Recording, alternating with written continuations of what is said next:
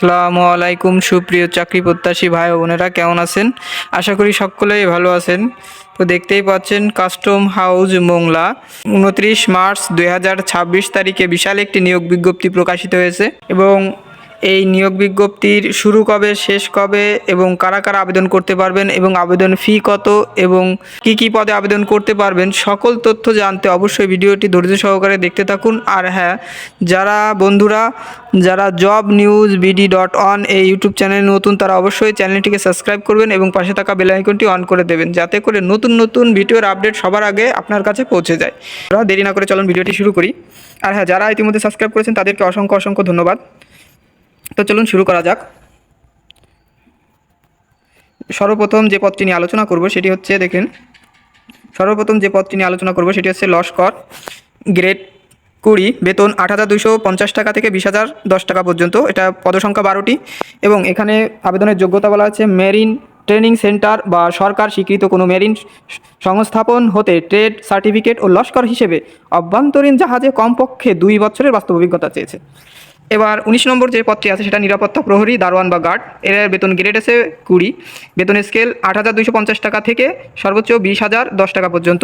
এখানে পদের সংখ্যা হচ্ছে 5টি এবং যোগ্যতা হচ্ছে 8ম শ্রেণী পাস এবং সুস্বাস্থ্যের অধিকারী হতে হবে।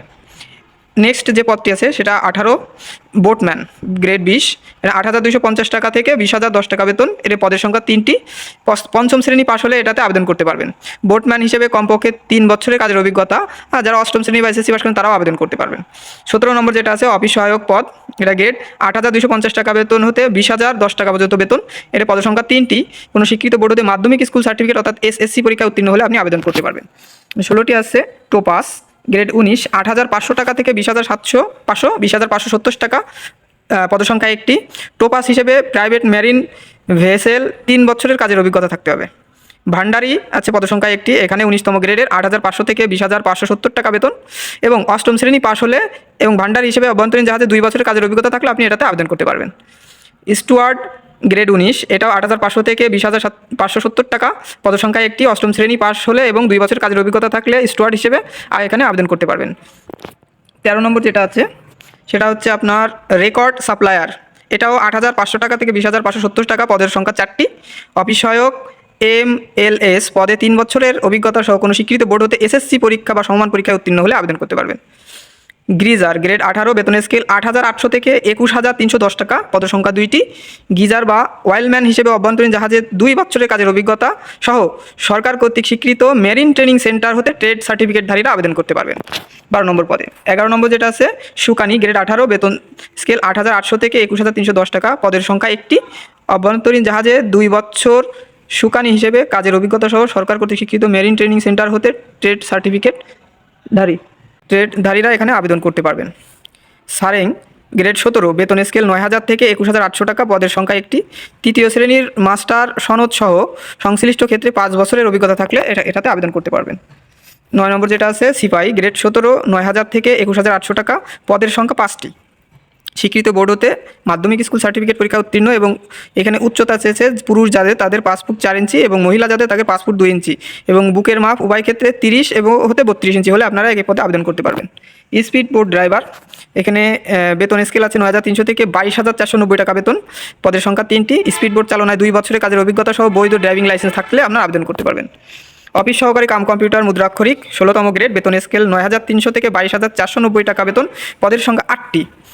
কোনো স্বীকৃত বোর্ড হতে অনন্য দ্বিতীয় বিভাগ বা সমমানের GPA-তে উচ্চ মাধ্যমিক সার্টিফিকেট সমন্বয় পরীক্ষা উত্তীর্ণ এবং কম্পিউটার ব্যবহার দক্ষতা থাকতে হবে এবং কম্পিউটার চালনায় প্রতি মিনিটে বাংলা 20 শব্দ, ইংরেজিতে 20 শব্দ থাকলে আপনি আবেদন করতে পারবেন। 60 মুদ্রাক্ষরিক কাম কম্পিউটার অপারেটর, গ্রেড 14, বেতন স্কেল 10,200 টাকা হতে 24,680 টাকা পর্যন্ত বেতন এবং পদের সংখ্যা 1টি। অভিজ্ঞতা হচ্ছে স্বীকৃত বিশ্ববিদ্যালয় হতে অনন্য দ্বিতীয় বিভাগ বা শ্রেণী বা সমমানের CGPA-তে স্নাতক বা সমমানের ডিগ্রি। কম্পিউটার ব্যবহার দক্ষতা, কম্পিউটার মুদ্রাক্ষরিক সর্বনিম্ন গতি প্রতি মিনিটে বাংলায় 25 শব্দ এবং ইংরেজিতে 30 শব্দ। 60 লিপিতে সর্বনিম্ন গতি প্রতি মিনিটে বাংলায় 45 শব্দ, ইংরেজিতে 70 শব্দ হলে এই পদে আবেদন করতে পারবেন। ক্যাশিয়ার, গ্রেড 14, বেতন স্কেল 10,200 থেকে 24,680 টাকা, পদের সংখ্যা 1টি। কোনো অনুমোদিত বিশ্ববিদ্যালয় হতে স্নাতক ডিগ্রি বা বাণিজ্য বিভাগের স্নাতক, কোনো অনুমোদিত বিশ্ববিদ্যালয় হতে স্নাতক ডিগ্রি, বাণিজ্য বিভাগ অগ্রাধিকার ভিত্তিতে এবং কম্পিউটার চালনায় পারদর্শী হতে হবে। চাকরিতে যোগদানের সময় বিধি মোতাবেক প্রয়োজনীয় জামানত জমা দিতে হবে। যে নির্ধারিত যে জামানত আছে, জামানতটা জমা দিলে আপনি এখানে আবেদন করতে পারবেন। উচ্চমান সহকারী গ্রেড 14, 10,200 থেকে 24,680 টাকা বেতন, পদের সংখ্যা 4টি। কোনো স্বীকৃত বিশ্ববিদ্যালয় হতে অনন্য দ্বিতীয় শ্রেণী বা সমমানের জিপিএতে স্নাতক বা সমমানের ডিগ্রি থাকতে হবে। কম্পিউটার ব্যবহারে দক্ষতা হতে হবে এবং কম্পিউটার মুদ্রাক্ষরে প্রতি মিনিটে বাংলায় 25 শব্দ, ইংরেজিতে 30 শব্দের গতি সম্পন্ন হতে হবে। ML ড্রাইভার গ্রেড 13, বেতনের স্কেল 11,000 টাকা থেকে 26,590 টাকা, পদের সংখ্যা 2টি। মেরিন ইঞ্জিন ড্রাইভার ইংল্যান্ড এর দ্বিতীয় শ্রেণী সনদপ্রাপ্ত, যারা এই সনদপ্রাপ্তধারী আছে তারা এখানে আবেদন করতে পারবেন। ইঞ্জিন ড্রাইভার গ্রেড 12, বেতনের স্কেল 11,300 থেকে 27,300 টাকা, পদের সংখ্যা 2টি।